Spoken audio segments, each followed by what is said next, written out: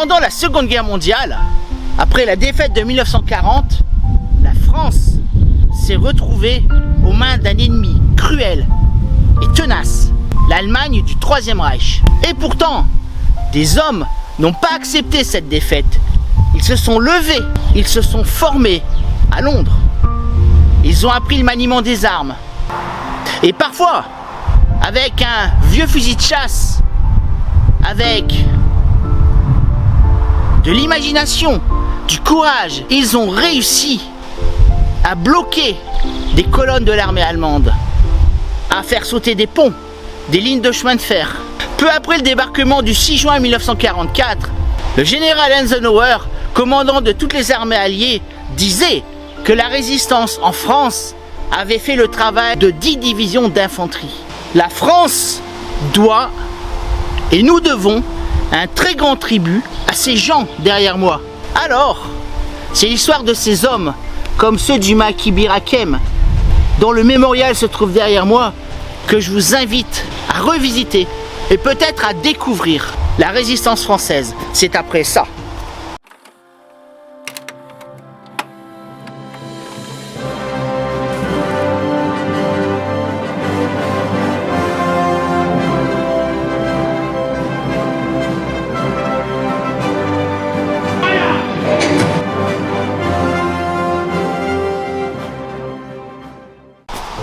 Salutations compagnons et compagnonnettes, je suis Bayan Taillefer, forgeron médiéviste, historien 16 heures ou le contraire.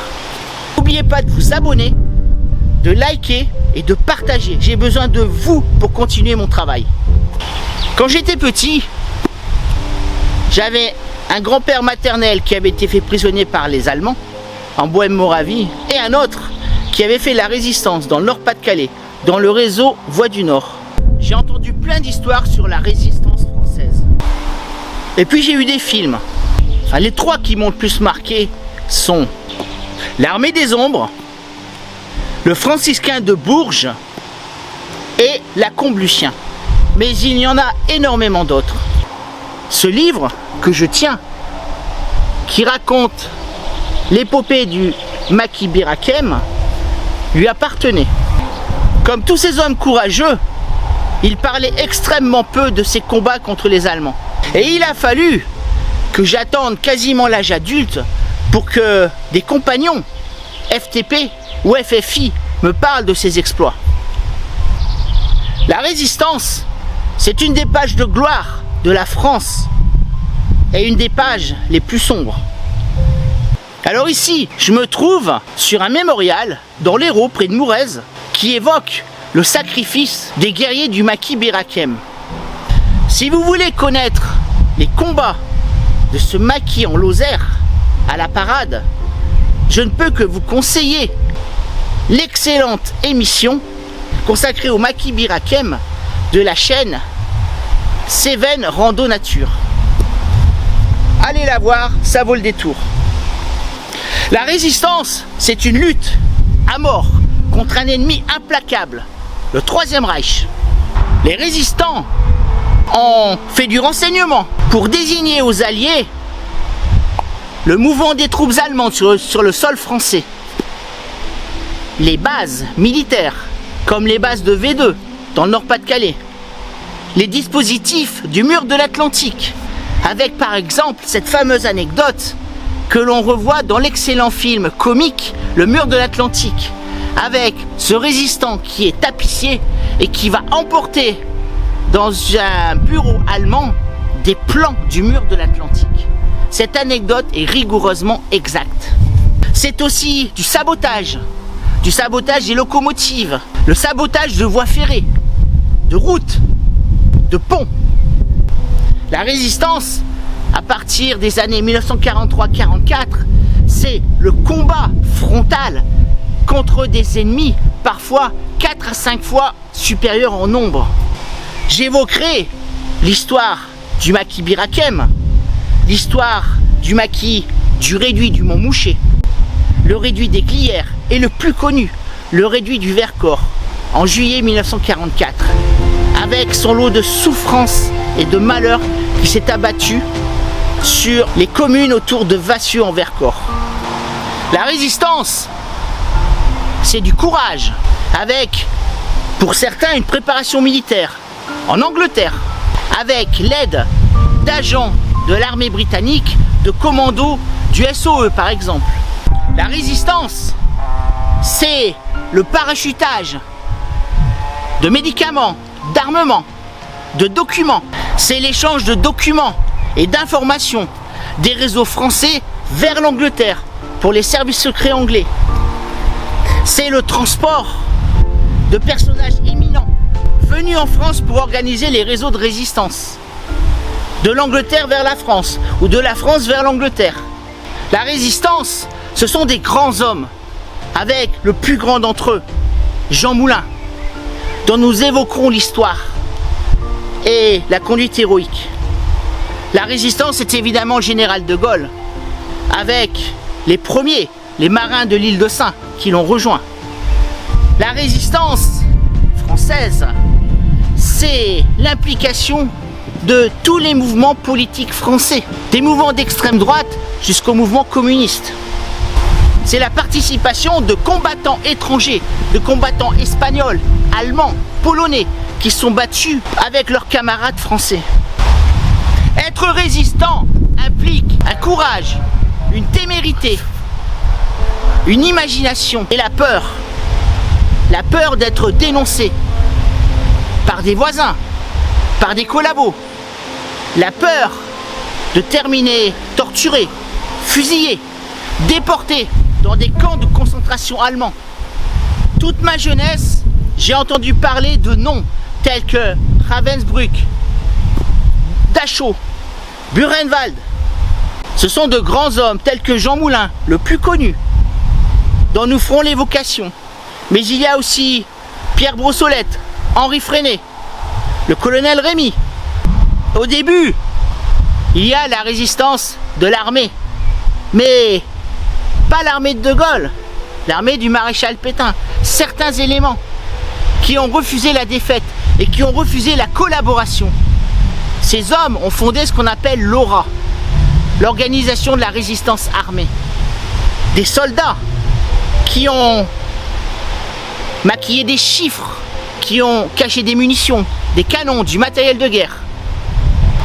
Et qui à la fin seront les cadres militaires des maquis du Vercors, du plateau des Glières, du Montmouchet.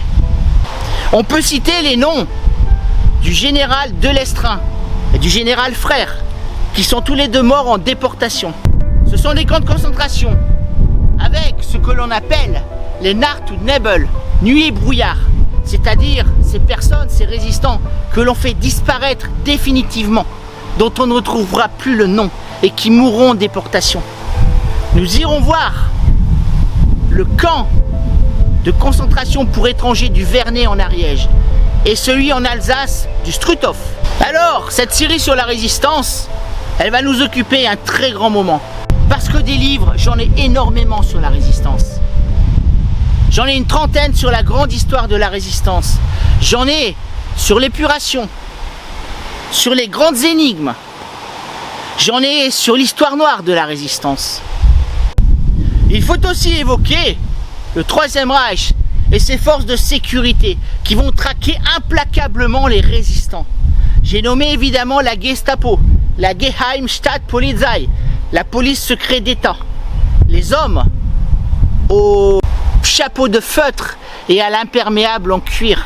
Ces hommes qui viennent vous chercher en pleine nuit, chez vous, pour vous emmener dans des endroits où l'on va vous torturer. Il y a les SS et les plus craints parmi les services secrets allemands, le SD, le Sicherheitsdienst, le service de sécurité. Il y a aussi l'Abwehr, le service d'agents secrets de l'armée allemande dirigé par l'amiral Canaris. On aura l'occasion d'en reparler. Avec des noms comme Klaus Barbie. Comme vous le savez, l'une des particularités de cette chaîne, c'est d'aller visiter des endroits où se sont déroulés les faits historiques. Nous aurons l'occasion d'aller visiter des camps de concentration au Vernet d'Ariège, en Alsace, au Struthof, la prison de Montluc, à Lyon, celle des Tourelles à Paris. Nous irons voir des lieux de détention et de torture, comme l'école de santé de Lyon, le bureau de la Gestapo française à Paris, dans le 16e arrondissement. Et il y a tous les lieux de supplice où les résistants ont été fusillés. Par exemple, le mur des fusillés d'Arras, dans le Pas-de-Calais. Celui du Montmouchet, celui du plateau des Glières, celui du Vercors. Nous verrons certains lieux où de grands résistants ont été arrêtés, comme Jean Moulin à Caluire, comme le général Delestrin à Paris, à la station de la Muette, dans le 16e arrondissement. Et la résistance, c'est aussi la libération et ce qui suivra, l'épuration. L'épuration souvent justifiée, l'exécution des collaborateurs. Mais parfois, épuration faite dans des conditions très particulières. Nous en reparlerons. Je réalise ce travail historique pour approfondir mes propres connaissances, pour aller visiter des lieux dont on m'a parlé, dont on m'a fait l'évocation, parfois depuis 30 ou 40 ans. Et je fais cette série parce que nous avons une dette d'honneur, un devoir de mémoire envers ceux qui se sont sacrifiés pour notre liberté, pour que nous puissions vivre en paix aujourd'hui.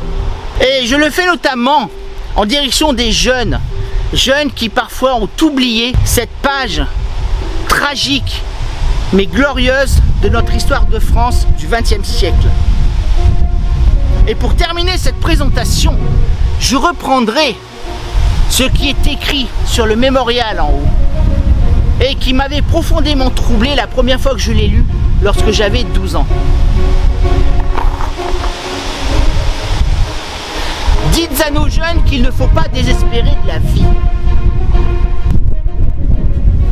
Parce que, en des temps difficiles, nous avons démontré que nous pouvions vivre, nous battre et mourir avec dignité. Portez-vous bien, je vous dis à bientôt pour le début de cette très longue série sur la résistance. Et comme vous le savez, l'histoire, c'est toi qui l'as fait.